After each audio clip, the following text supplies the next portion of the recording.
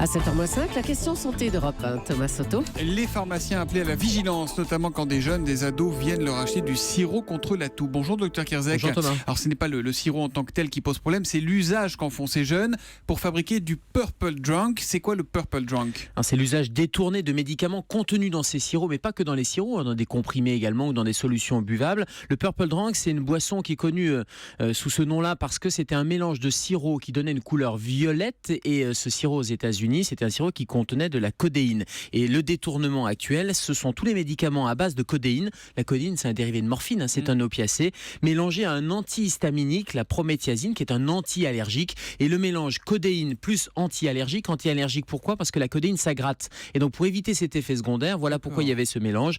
Donne des effets secondaires. C'est né aux États-Unis et c'est en train d'arriver malheureusement en France. Et qu'est-ce qui arrive ou peut arriver à quelqu'un qui consomme de tels cocktails ? Eh bien, c'est la recherche des effets secondaires et la potentialisation de ces effets secondaires, la multiplication, puisqu'il y a des troubles de la vigilance, de la somnolence ou des troubles du comportement. Et on voit des adolescents avec des agitations, des comportements à type de confusion ou même des crises convulsives. Bref, les effets secondaires sont exacerbés. Et il y a une addiction comme avec les autres drogues ou est-ce qu'on devient dépendant ? Ben oui, c'est l'autre problème. C'est-à-dire que le purple drunk, on a de la codéine. La codéine, c'est de la morphine. Et la morphine, on sait qu'il y a une dépendance. Donc ça peut être une porte d'entrée à la dépendance et à l'addiction. Et c'est tout le problème. L'autre problème, c'est l'association à d'autres substances. Et je pense en particulier à la codéine associée au paracétamol.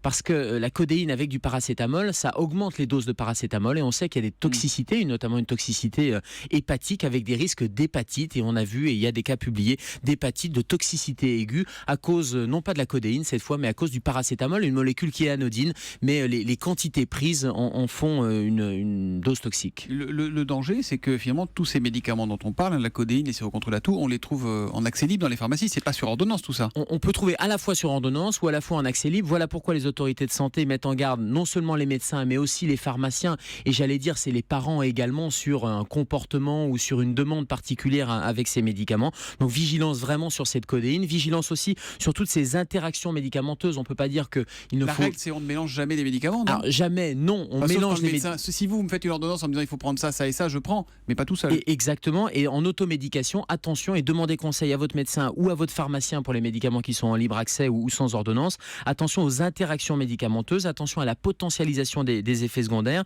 et puis attention aussi au mélange avec l'alcool parce que le métabolisme hépatique, vous savez que l'alcool et les médicaments, tout ça est métabolisé par le foie et ça peut soit donner des risques d'accumulation des médicaments et donc d'accumulation de la toxicité ou au contraire une élimination trop rapide des médicaments et donc une diminution d'efficacité pour des gens qui seraient sous antiépileptiques et qui auraient besoin par exemple de ces antiépileptiques. Donc il y a un temps pour le médicament et un temps pour l'alcool, mais ça peut pas être le même. Et l'alcool, c'est avec modération. Oui, et avec modération, c'est ce que j'allais rajouter, Thomas. Un jour, Gérald, il faudra qu'on se parle par ailleurs de l'efficacité réelle ou supposée de ces sirops pour la toux, parce que ça aussi, c'est un vrai sujet, ça. Exactement, et la manière de les utiliser et de bien les utiliser. Bon, en attendant, on se revoit demain, 7h-5, la question santé d'Europe 1. À demain. À demain, Gérald.